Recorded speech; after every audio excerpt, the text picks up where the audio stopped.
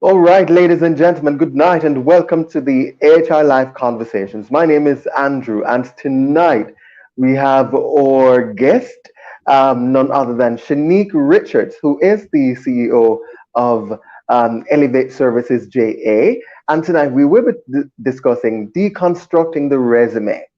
It's a very difficult time, and we know that lots of you are currently looking for a job, and you've heard so many different opinions on your resume. So tonight we will be looking at it in depth and offering you our tips, advice, etc., as it relates to writing and crafting, that marketing document. And we have no other or better person than Shanique to assist us with that. I see Jared has joined us. Good night, Jared. Welcome.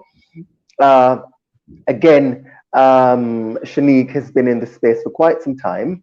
I'm going to be asking her to just introduce herself and tell us a little bit about her business as well. Go ahead. Of course. So, Andrew, thank you for having me. Thank you for choosing me. As you mentioned before, my name is Shanique Richards. Let me see, where do I start? So, I own Elevate Services JA. It is an online career development platform aimed at assisting job seekers with the tools needed for job hunting. So, resume writing, cover letter writing, interview prep. My 9 to 5, however, I am an executive recruiter and operations manager for a staffing agency. So during my day job, I interview tons of candidates for my clients. I help them prep their resumes. I help them make sure that they are ready for the interview, ready for the salary negotiation. So I want to say I live and breathe career development. Do it in the day and I do it at night. So it's definitely something that I enjoy, and I really do like helping people and giving them the tools that they need to move forward. Awesome. Awesome. Good. So you are the ideal person for tonight's discussion. And so, ladies and gentlemen, we will be looking at deconstructing the resume. And we talk about that. We selected that topic very carefully because we want to address each piece and bits of the resume to ensure that you get value. Hello, Kimberly, welcome.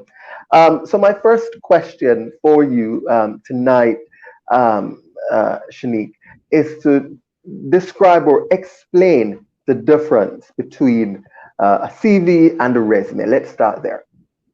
Okay. All right. So a CV and a resume. I think a lot of times people get it confused.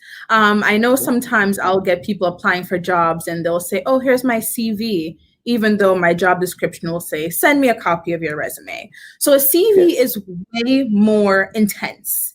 It is Yeah. basically your lifelong work, everything. There's no, measure of length. It could be 4, 5, 6 pages.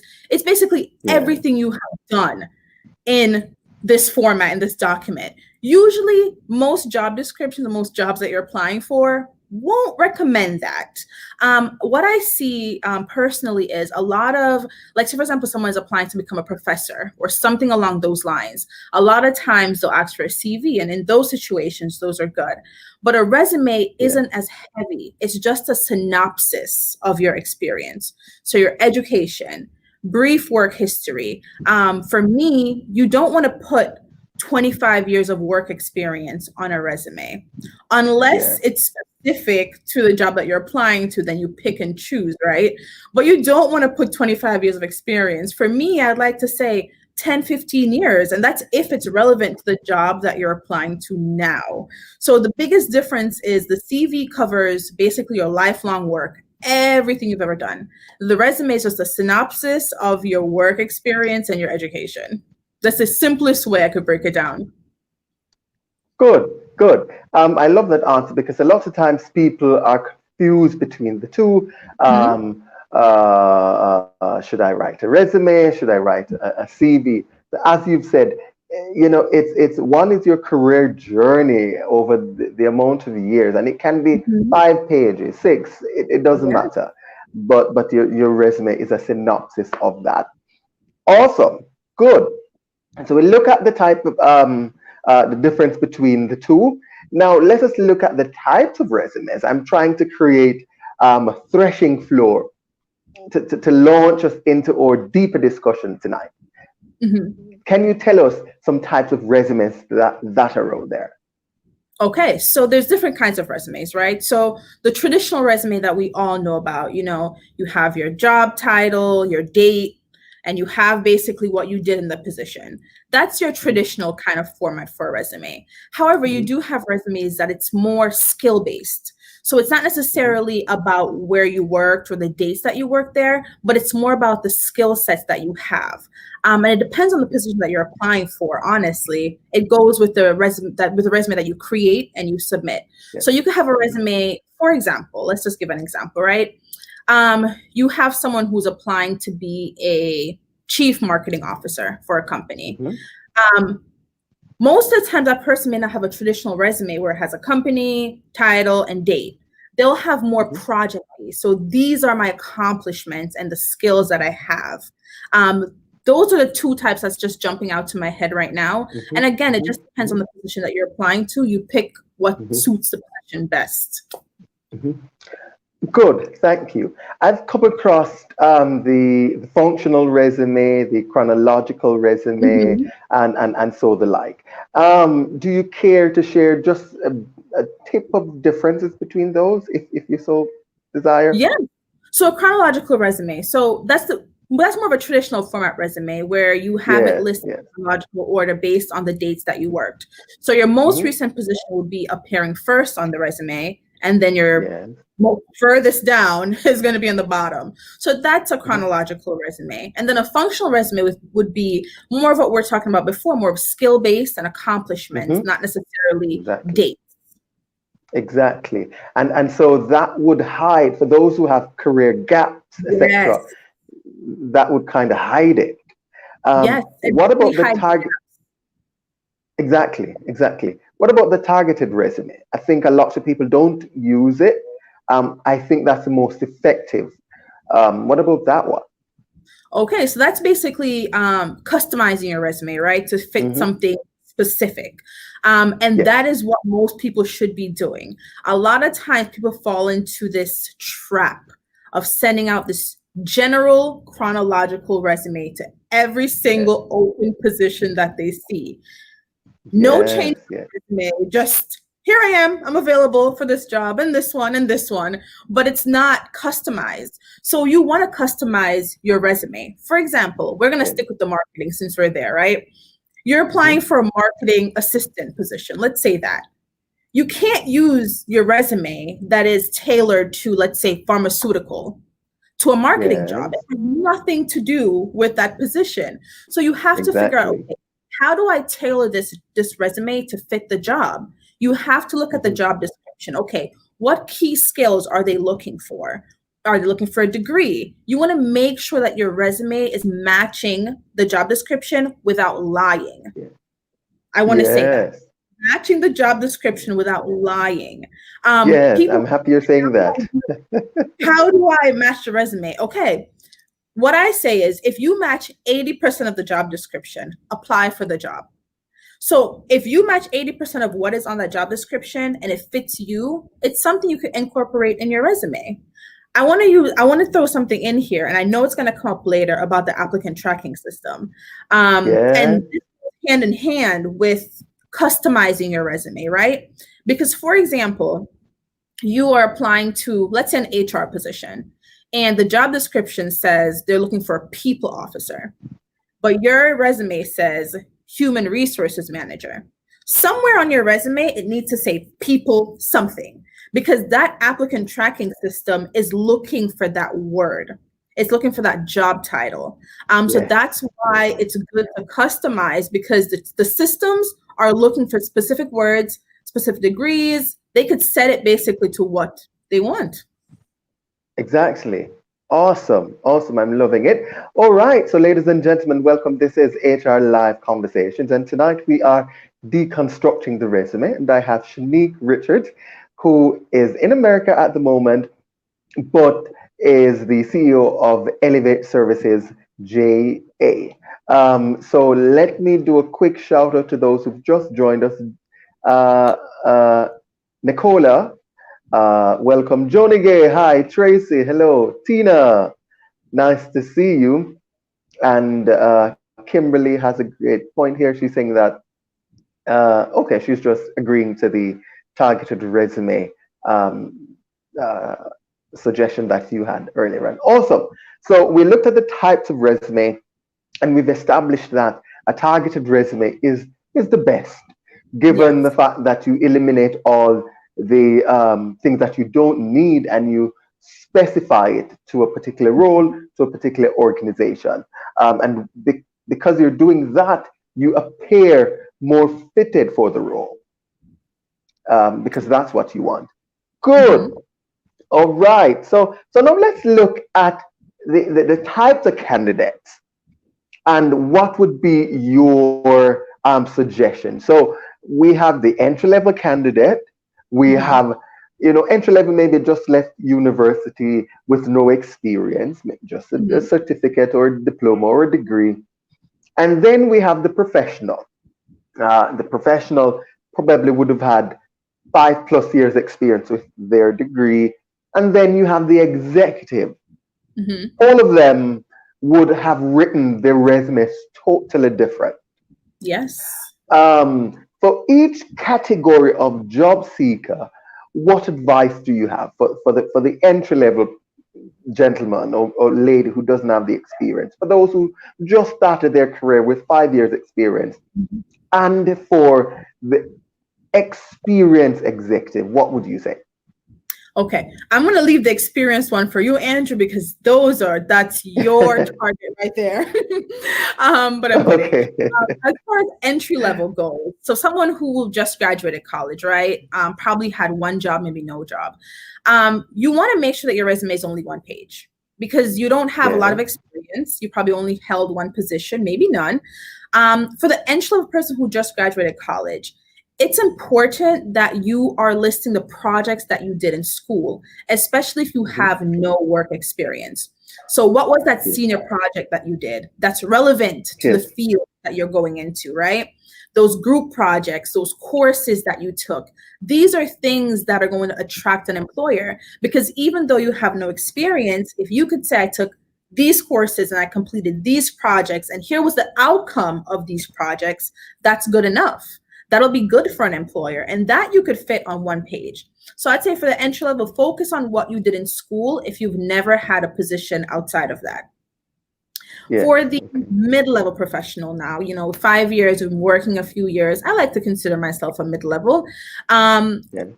Quantify what have you accomplished in those 5 years, and this as well goes for an executive level applicant. You want to Hmm. quantify your accomplishments, so now you're kind of eliminating your high school information, you're eliminating maybe the courses that you took in college, freeing up space on your resume to speak about your accomplishments in the roles that you've held.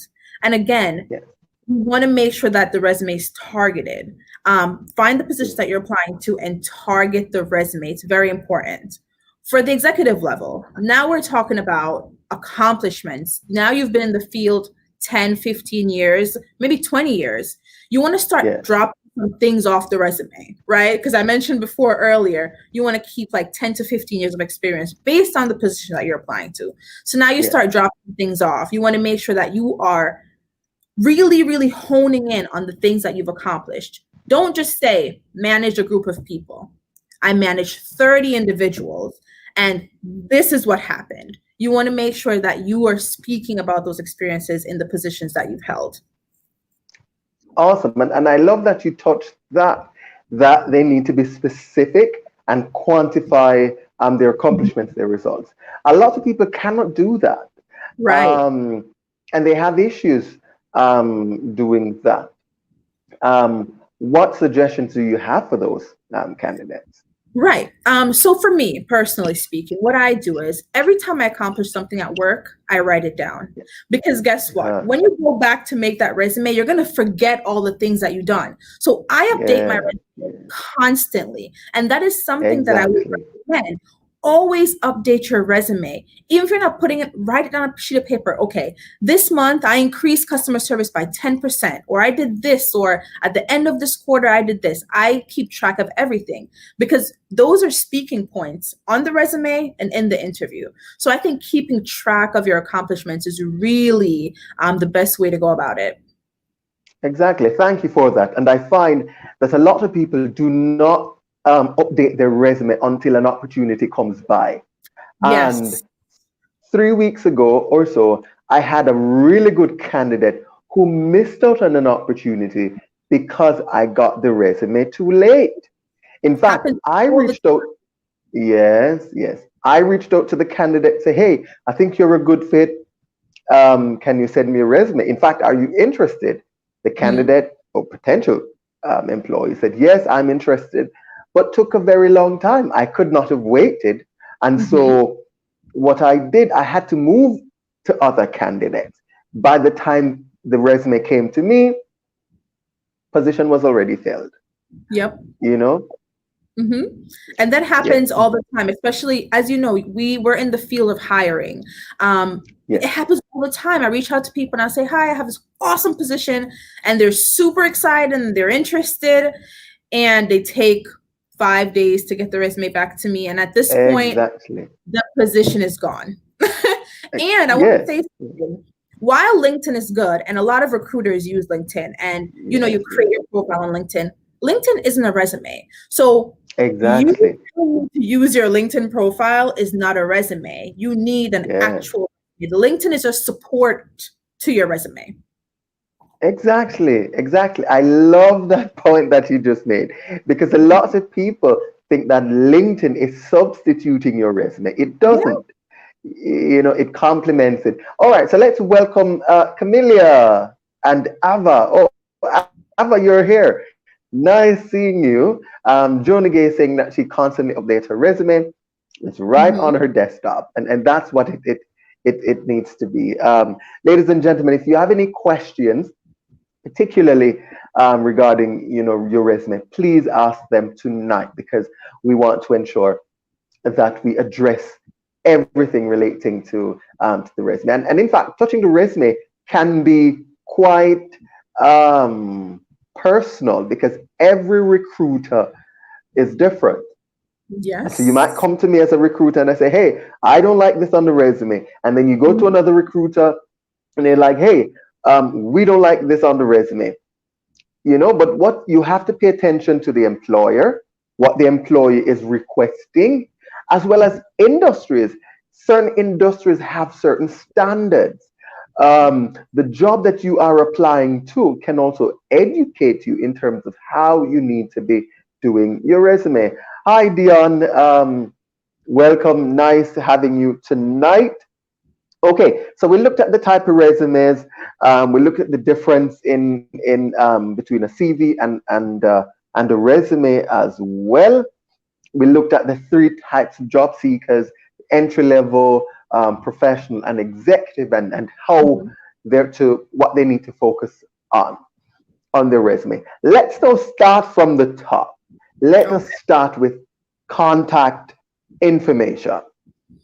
Pretty Okay. simple, straightforward to the point. But I've seen people saying that you shouldn't list your entire address. You should just list the parish, just list Kingston or just list St. James. Do not tell them exactly where you are living Mhm. on your resume. What are your thoughts on that? Okay. So let's start with the name. That's the first Mhm. thing any recruiter sees when they pick up your Mhm. resume. Your Yes. name should not be the same size as the rest of the font on your resume. Hmm. It needs to Hmm. pop. It should be the first thing I see when I see your Hmm. resume. Shanique Richards, big Good. and Yeah. bold. I want to see that. Okay. Hmm. I'll remember that. That's your name. Down to the address. I agree with only putting the parish.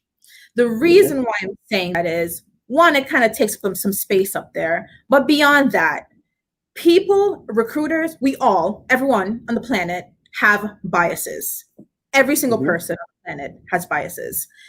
Listing your full address can lead to that because now that person has a preconceived notion of who you are before they even Where you're meet. coming from. So to Yeah. eliminate that, just list the parish because guess what? Now they have nothing to think. They can't think anything because they don't know what part of that parish you're from. So I agree, just the parish, Kingston. Done. If you want to list a specific city, that's on you. But my recommendation is just put it, then that's it. Don't go into detail. And it's very personal information because your resume could get misplaced. Now some random person has your address. So Yes, yeah, yes, safety reasons, as Diane said, yes, safety reasons. Now someone yes, has your full address. So just having the parish is good enough. Or if you're living in the United States, you can put your city or your state, and that's it. And then your phone number. You have to. yes. I want to say something about the phone number, which is important. A lot of times, I'll call candidates to offer them a position, and I'll Right. call and I'll get a voicemail, and it'll say the voicemail box is full.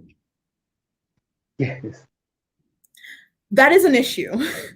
If you are applying for jobs, please make sure that your voicemail box is not full because you're going to miss an opportunity. If a recruiter or hiring manager calls to set up an interview and they're trying to leave you a message and they can't, some people are going to get fed up and they're going to be like, you know what, it's not even worth it because you weren't proactive. exactly, You, exactly. you were not proactive. So you want to make sure that your message is clear and make sure that the voicemail is professional. It's not like, yo, welcome to XYZ. No, you've reached this person. Make sure it's professional. The email address. You want to make Exactly. sure that you have your email address, a professional email address. It should not say Hmm. the boy 1950. No, your name and maybe a number and whatever else, whatever platform you're using. You want so those are the key Yes. things. And let's not forget your LinkedIn profile link. Very important. Okay. A Awesome. lot of people forget to put their LinkedIn profile. So the things that you want at the top, your name, big and bold, the parish or the state that you're living in, your phone number, make sure that your voicemail is in full, and your email address, a professional email address, and your LinkedIn profile link. Awesome. Awesome. So I welcome everybody again. This is the HR Conversation Live series, where we are discussing this deconstructing the resume. And tonight I have my lovely guest, Shanique Richards, out of the United States. And she is the CEO and founder of Elevate Services JA. Oren, welcome. Diane, welcome. Wow. Marcelo, welcome. Marcelo is joining us from the US. Diane, also from the US. And uh, Andre Burke. Awesome, awesome, awesome, awesome.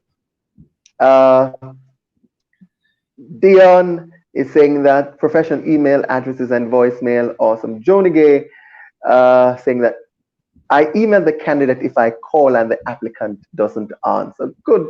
That's very good. Uh, Miss Coke, nice to see you. Good night. Welcome, welcome. Would you believe that today a client reached out to me and I sent her some candidates for a particular role Mm-hmm. and they tried calling about a few of the candidates and Mm-hmm. absolutely no answer. And she's like, I've never seen this before. I mean, they're looking for a job. Why Right. can I not reach them?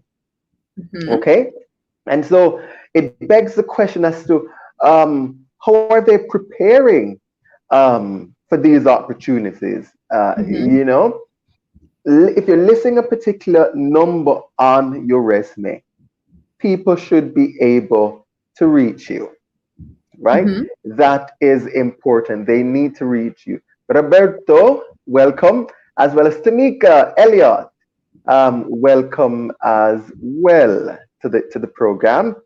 Nice having you. Okay, so we've looked at the contact information, and we agree that we shouldn't list the complete address for many reasons, and one of them in Mm-hmm. particular is simply because of the recruiter bias. Mm-hmm.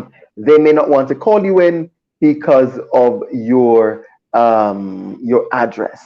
Okay, we Mhm. get that. Good.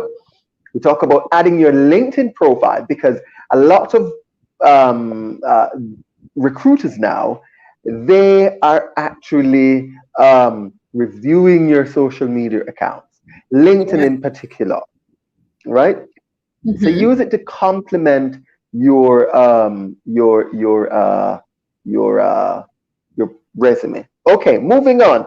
What about adding a photo to your resume? Okay, so it's funny because I go back and forth on this, right? 90%, 95, 98%, I would say don't add a photo. Again, it goes back to those unconscious biases that every single Yes. person has. We all have them. And unfortunately, you may not acknowledge them or know what yours are, but we all have them. And adding a Hmm. photo just kind of increases your odds of not getting a call back. You don't want to put anything on your resume that will increase your chances of them not calling you back. And I think the photo Yes. does that. Yes. I think the photo Mhm. does that. I think sometimes, depending, maybe if you're in a graphic field or something like that, it may be okay, but it's like a Yes. sliver. Depending on the field. Yes. Yes, Yes. depending on the role. If you're like a graphic role or something along those lines, yeah, maybe like a 1%. But for the most part, Hmm. no photo. Yes, yes, yes. I agree. Depending on your field, I think Mhm. for marketing professionals, graphic designers, if you're a model, etc., Right. then you want to include a photo because that would assist them in making a decision. Not necessarily hiring you on your looks, but Hmm. given the nature of the role, it Right. would complement it. So we have to be And you know what mindful. I say? If you have a photo on your LinkedIn and you have your LinkedIn, which I recommend having a photo on your LinkedIn, they'll have that. So you don't necessarily need to add it on your resume because you have a photo on your LinkedIn. Exactly. Exactly. That's a great point. And that is why some in you don't necessarily have to add the photo, but you can add the LinkedIn profile to complement Mhm. that. That's an excellent point. So Andre Burke saying that, hoping that he's not jumping the gun. We don't. I don't think so because that was actually my next question. He wants to find out about the professional summary on your resume. I've seen professional summary. I've seen objectives. I've seen them all. Oh, yeah. What are your take? What's your take on that? Okay. So I want to say I don't want to see an overview or no, not overview, not overview. I'm sorry, objective. That's what I meant to say. Yeah. Objective. What you're looking for, right? Professional summary is the right way to do it, or career highlights or career overview. Those are different Yeah. headings that you could use basically to Hmm. summarize your skills. So your professional summary is just a few sentences telling us who you are and your experiences. That's what it Hmm. is. A high level, few sentences that explains literally who you are and what you're good at. Hmm. That's just what it is. Simply put, just a few Hmm. sentences for overview, not what you're looking to do, not I'm looking to enter this field or I'm looking to do this. No. What do you do now? And what are the skills that you have in the present? That's basically what what a professional summary is or should be. Okay. I like that answer that you gave. I'd also like to add, for me in particular, I pay close attention to that, and I think it depends. It's because maybe how I shortlist my candidates, Hmm. um, etc. I'm looking out for that professional. Maybe not. Maybe it's not called a professional summary. Hmm. I call it a power statement, so to speak, Yes. and that you use to build out your brand, a power statement or your branding statement. So Hmm. you're not using that to tell what you want, which you find with entry level going into professional resumes. Right. They are not so exposed, and so what they feel is right is Hmm. to use that area to say, I want, I want, I want, I want. Um, but it's not necessarily about that. It Yeah. is giving us a brief summary, your skill sets, an overview of the amount of years of experience that Mhm. you have, and why are you different? And as Right. you've mentioned, not too long, 2 or 3 sentences, Mhm. and you're good. So a recruiter can just read that and get an idea in terms of what the entire resume looks like. Nicola or Miss Hall um, on LinkedIn is saying that with reference to the fact that we may not be able to get through to candidates when Mhm. we call them because they might be in a meeting, completely fine. We definitely understand that, Miss Hall. But if you are applying to a job, then you need to set up your voicemail Mhm. to reflect such. Unfortunately, um, I mean, you can just have a bland voicemail, and voicemails are very easy to change. I'm in a Mhm. meeting. I will call you back as soon as possible. Don't Right. forget that you have to control the perception that the recruiter will leave with. Okay, and once you've applied to a job, I think you should prepare, especially when you evaluate your experience and you evaluate your qualifications to the job. You prepare Right. for the likely call. You know, I agree. I you definitely can. agree with what you're saying. Yes, yes, 1000%. exactly, Yeah. exactly. Or indicate. You can also indicate via email that you prefer to communicate via email. If you know you have Yes. a full time job, send that and Mhm. let the recruiter know. And these recruiters, they will tend to do that as well. Yes. Okay, anything to add, Shanique? I wanted to add because you said something very important that the summary statement is your power statement, which is really what it is. Because as we know, as recruiters, right, we spend minimal time reading the resume Yes, before we know if yes, we're a good fit. And that is where I exactly. spend my time. I spend my Yes, three of my 6 seconds I spend reading your summary because that alone tells me, okay, is this candidate good for the position or not? And if I read that it exactly. doesn't convey what I wanted to see, then I'm not going to move forward. That's the first thing I read and look at. So you're right. It's a power Good. Yes, statement. exactly. Seifert, good evening. Kimberly saying, I think creatives may be Mhm. different based on field of creativity when we're talking about the photo. Awesome. Dion saying adding a photo puts you at a disadvantage, similar to adding your age or gender. Yes. Ageism, Dion, that's coming up. We're talking about that later. King at the palace.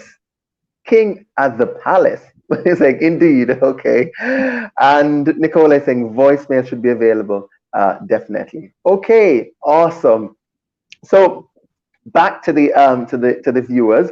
What questions do you have regarding the resume, so that we can get it addressed tonight? So we looked at objectives. We look at career summary or power statement or branding statement, and how important that is for the professional or senior exec. That's really Mhm. important.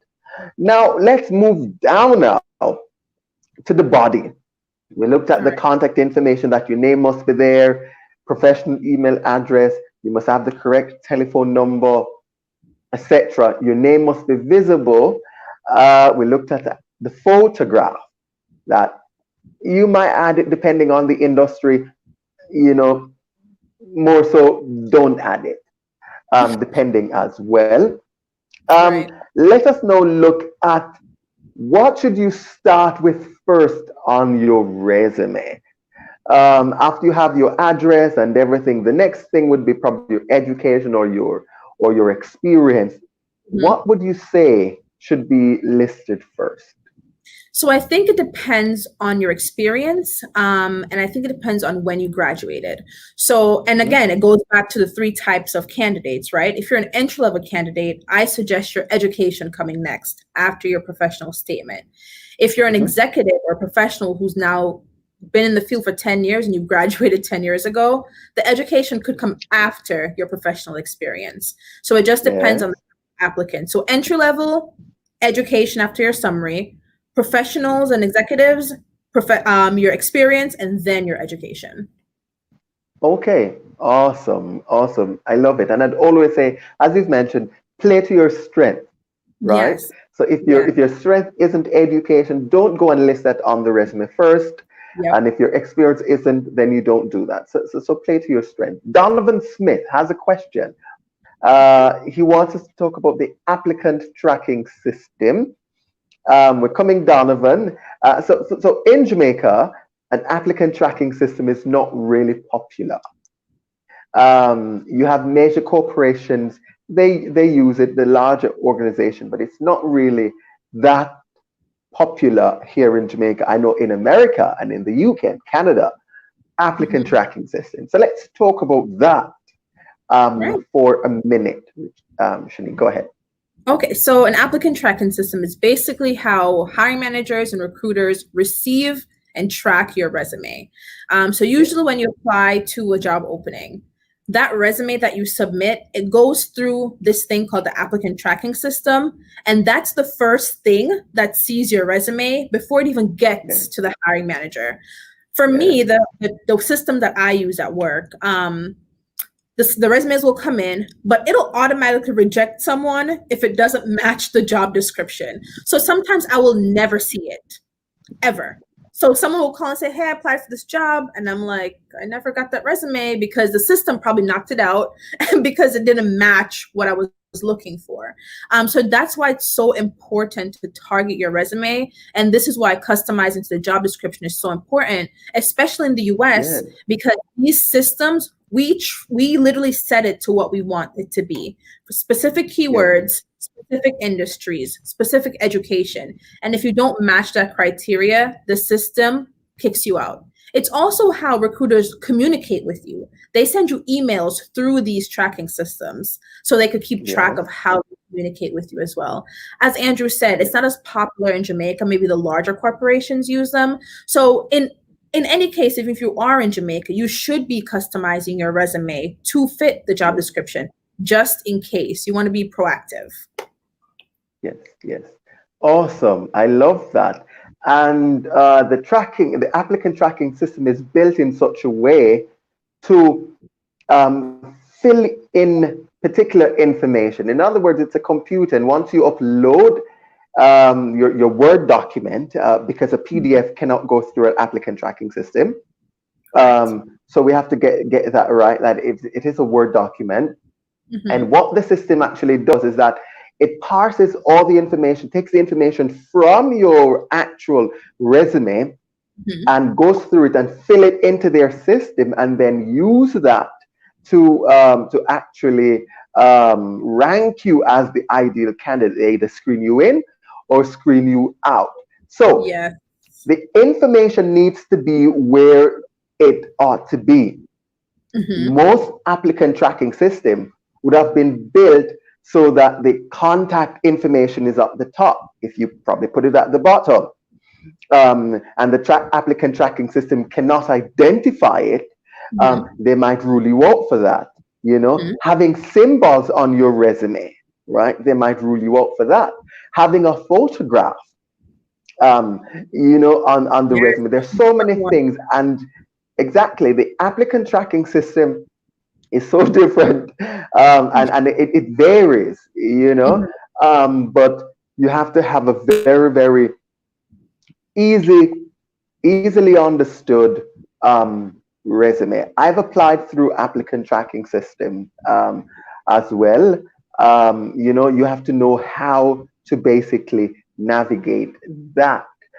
For those of us who are on YouTube, welcome.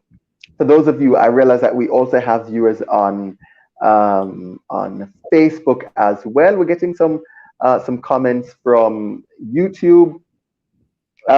King at the palace. That's a mouthful. What if you haven't finished your degree? What do you put on your resume? Bachelor pending or what? That's a good question. You want to take that one? That is a good question. So I think it depends. I would say pending or to present. Like for example, you started in 2010. and it's now Hmm. 2013. You could just put 2010 to present. You're still going. Yeah. I would put pending if, for example, you finished, but you're waiting on something or there's something happening, Yes. then I Yeah. would put pending. Exactly. And that is a Yeah. big, big, big point right there.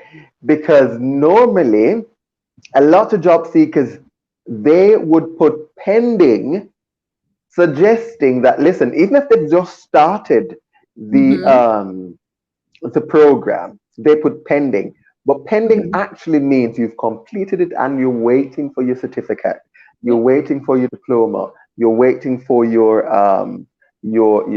degree as Mm-hmm. well. But King of the Palace, not to worry. If you haven't completed your degree, then you have to pay close attention to what you bring, your skills, your accomplishments, to the resume. And so you wouldn't want to start off by listing your qualifications first. Uh, and then I have Shamar Reed. How do you count experience times? I'm not sure what he's referring to. So Shamar, can you clarify your question, please?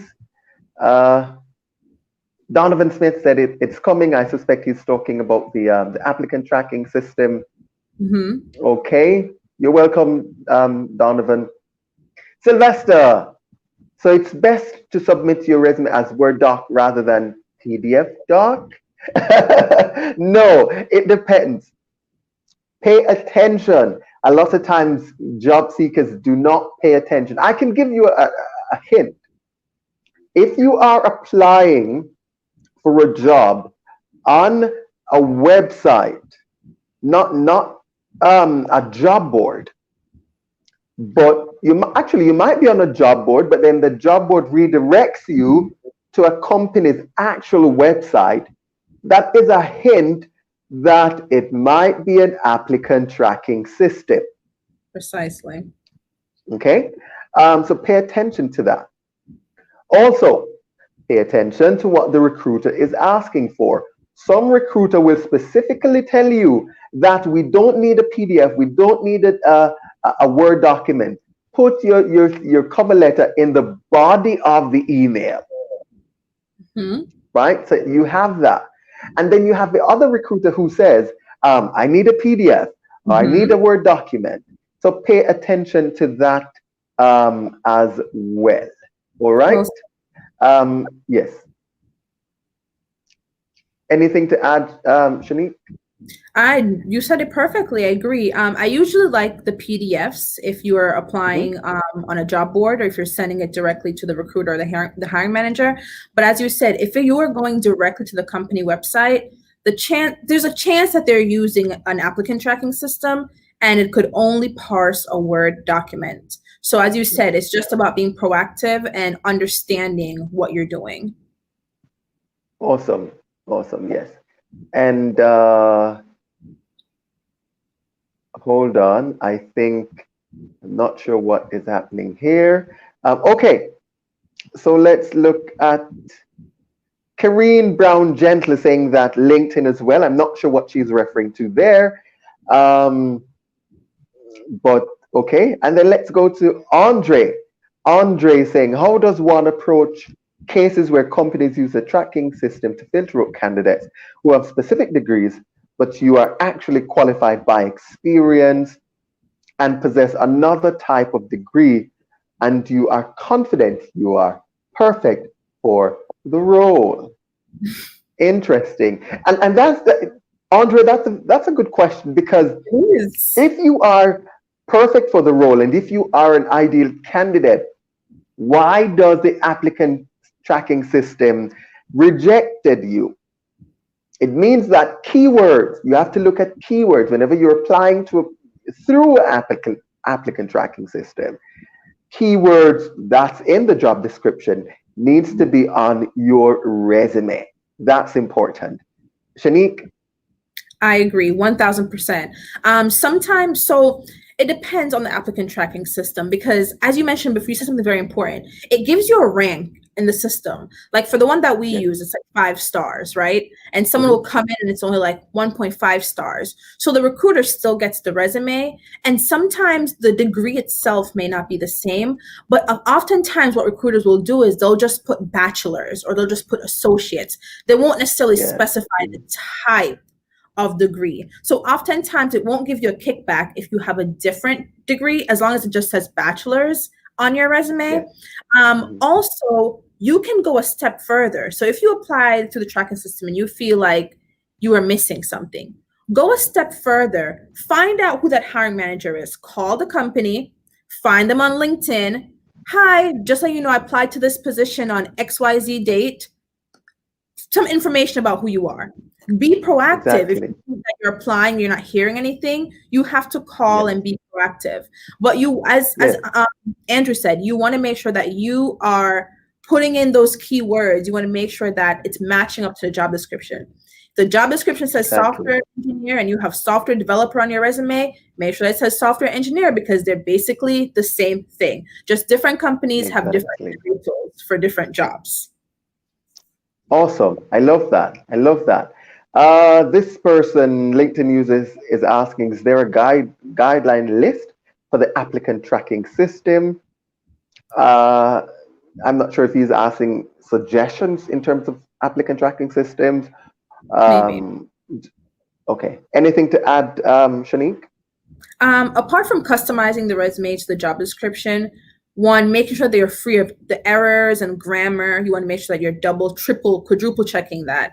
What I find a lot of times is when you're writing a resume, your eyes get used to what's on the Mhm. page. So you miss mistakes.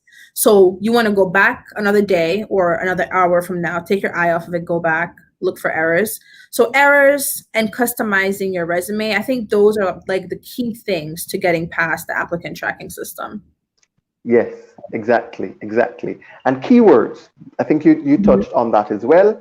So making sure that your resume is capturing some of the keywords in the job description. Mhm. Symbols won't work. You have to be mindful of that. PDF documents won't work as well. All right. So those are some ideas as well. Okay.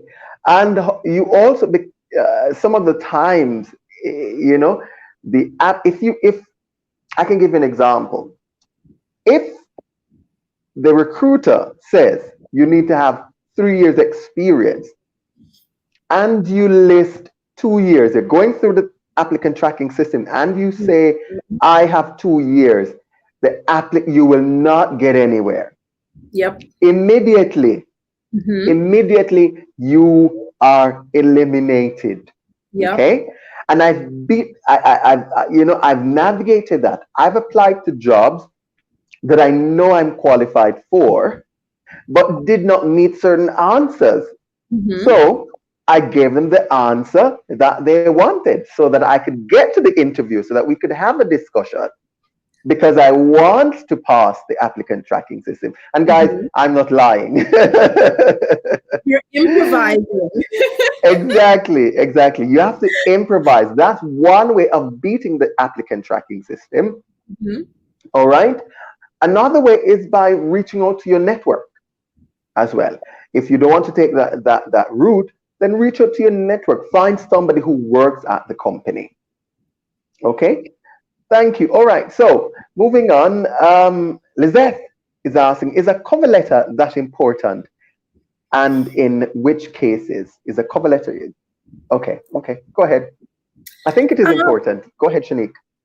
so every recruiter and every hiring manager is different. This is one of the things that Yes. I think we're split 50-50 in this industry on if a Yes. cover letter is important or not. Definitely split Yes. 50-50. For me, personally speaking, it depends on the job. So if you're Yes. applying for an entry level job or a mid level job, I won't necessarily, I'll be okay if you don't send me a cover letter. But if the Yes. company requires a cover letter, write the cover letter because it means that it's important to that company Yes. that you have Yes. a cover letter. If it's optional when you go to apply, then you don't have to do it. I would recommend doing it just because it shows extra effort. Yes, But in the cases where it's required, yes, absolutely submit one, because if I put that I'm requiring one and I only get a resume, I'm looking at it as like lazy. You didn't want to spend the yes, time to write the cover letter. yes, That means you don't really want the job. So in cases where it's required, submit a cover letter. In cases that it's not required, you don't have to. It's optional. exactly, exactly. And that is, you're correct. Personally, Hmm. I would say write a cover letter. That is, and we're all individual, and you know, Right. and we have our own style. Hmm. And I think that's why sometimes the job seekers get so confused Yes. because Yes. I they're feel like, bad. I applied last week and they said I shouldn't use a cover letter, but now you're saying that I need to use a cover letter. They need to understand Yep. that everybody's individual and they're different. Hmm. I think a cover letter plays a vital role. It depends on the position you're applying to, yes. It depends on the industry. If you're going in a editorial role, communications, Yeah. you want to do a cover letter Hmm. because they're going to be assessing that as well. I also think that the cover letter covers certain things that the resume doesn't. For a company that has a multiple positions, you want to clearly list that in your cover letter. Hmm. There are times when candidates don't put any, like if you realize when I'm doing my job adverts, I say, please put in the subject line this particular position. So it makes it much more easier for me. A lot of times they don't do that. The cover letter can capture that as Hmm. well. It captures whether or not you're good with writing. A lot of Hmm. times people put, oh, I'm great with writing, but when you look at the cover letter, you wonder if it's the same person Or they're talking detail about that. oriented.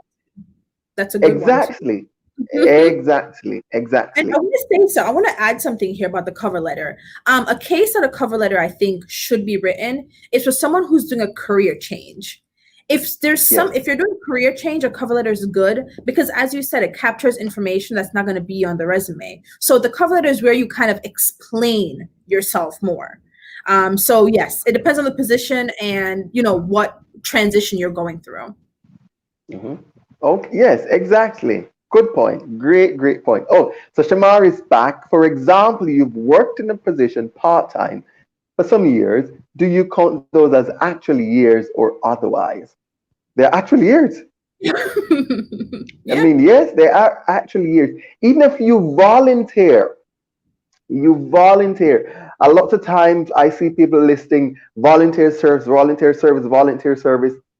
And so you weaken your application, right? You can combine all of those years of experience because volunteerism, you're actually doing the exact same job. It's just that Mhm. you're not getting paid for it.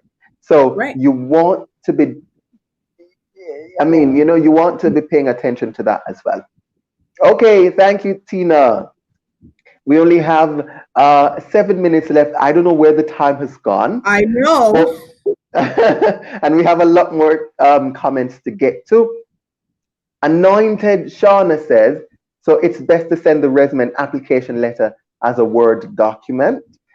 No, we are saying listen to the recruiter, listen to the employer, pay attention, and then send the cover letter and the resume as such.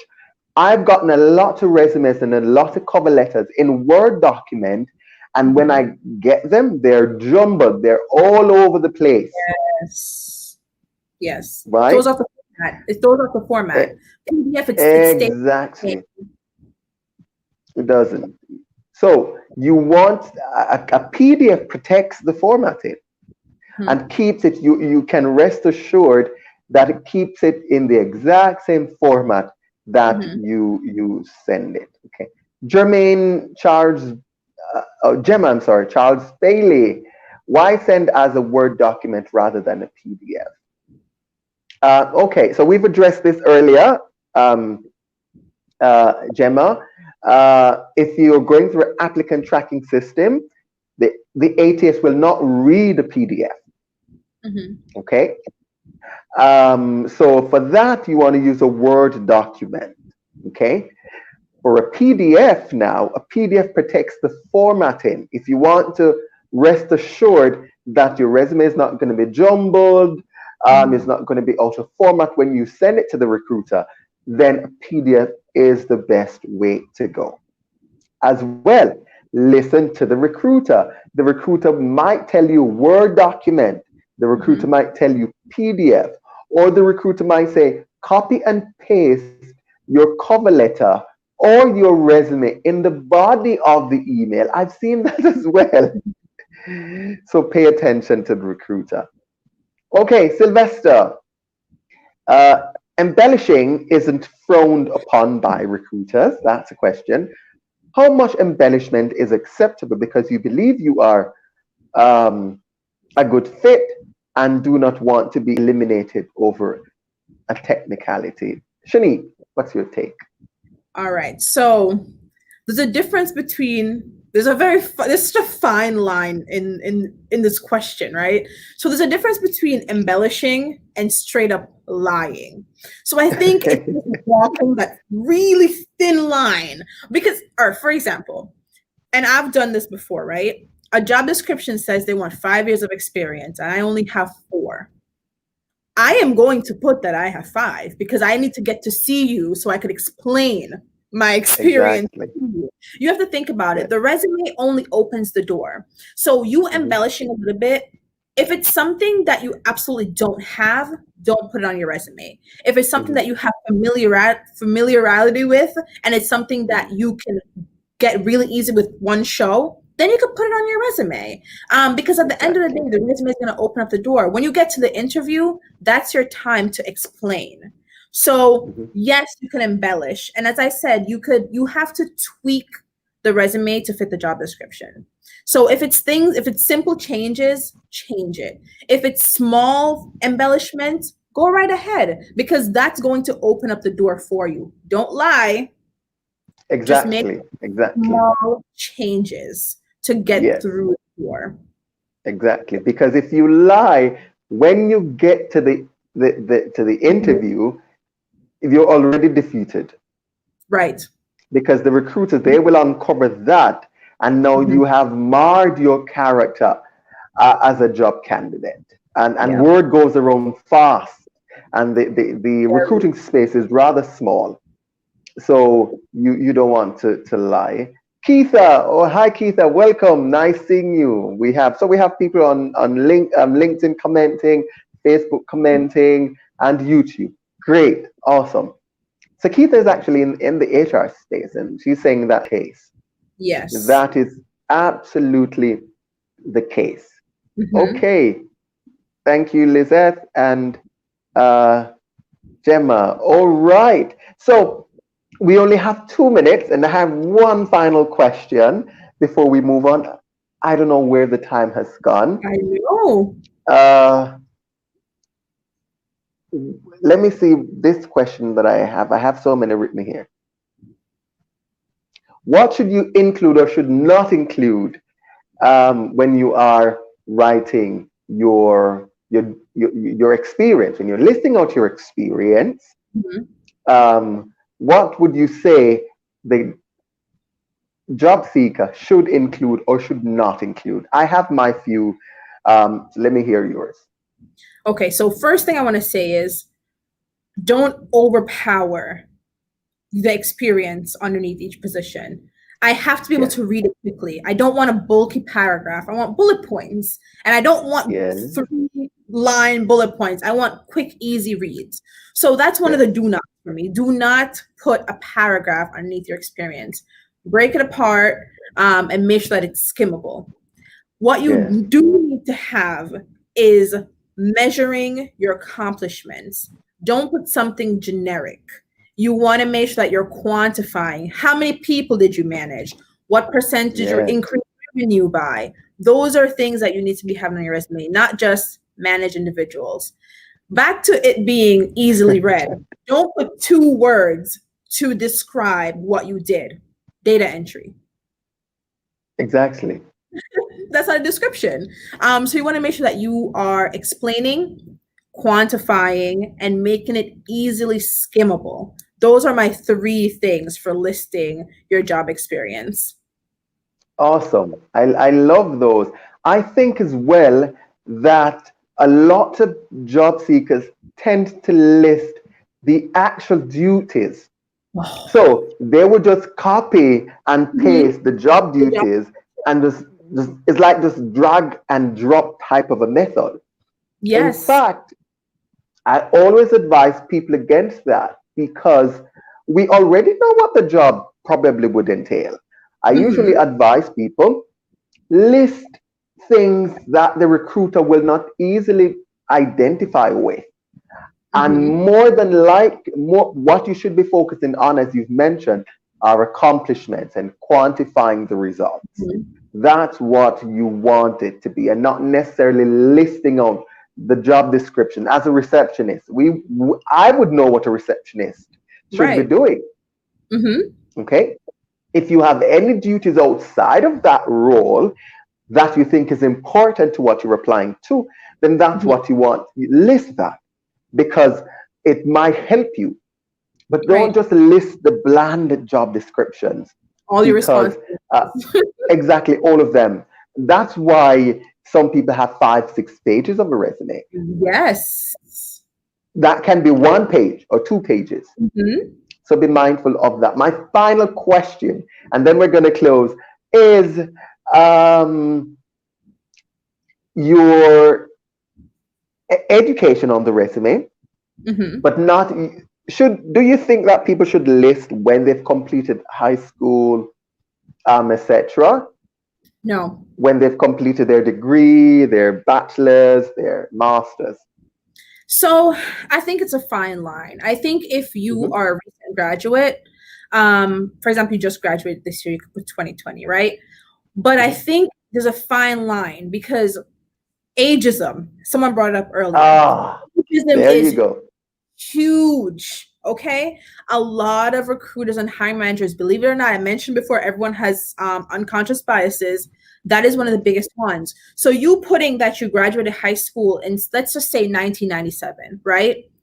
This person already knows your age. And if this is someone who has an age bias or, something like that, then they're going to eliminate your resume. So I Yes. say, don't put I think high school for sure, don't put the date that you graduated high school.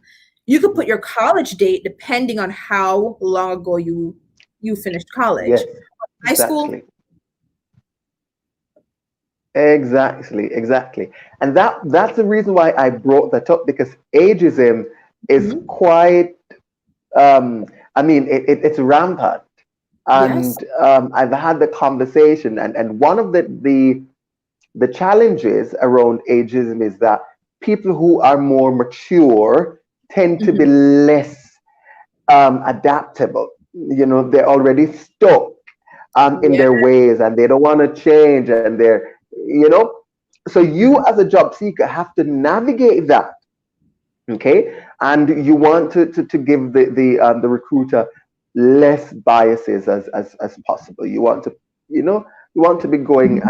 as bias less, if there's such a word, Really? type of a candidate. I make up words as I go along. Um, all right, but ladies and gentlemen, this has been uh, HR Live series where we're talking about deconstructing the resume. It has been a wonderful conversation. I want to thank all of my viewers on LinkedIn, on YouTube, and on Facebook for joining. I want to thank Shanique Richards of Elevate Services JA for joining us. If you want to have your resume reviewed or revamped, you can definitely reach out to Shanique Richards. Just go ahead and share your information, contact information quickly, Shanique, if you're offering that service. Yes. All right. So you could reach me at info@elevateservicesja.com. That is my email address, and I can answer all your questions there. If you need, as Andrew mentioned, resume revamp, resume redo, just someone to look over your resume, info@elevateservicesja.com. Thank you very much, And thank you for Shani. having me. It's been a pleasure. Yes, yes, we really appreciate it. Ladies and gentlemen, join us next week, same time, same place, for HR conversations. Next week, we'll be looking at how does HR technology affect the workforce. So stay tuned. Catch you then. Have a good one. Bye. Bye.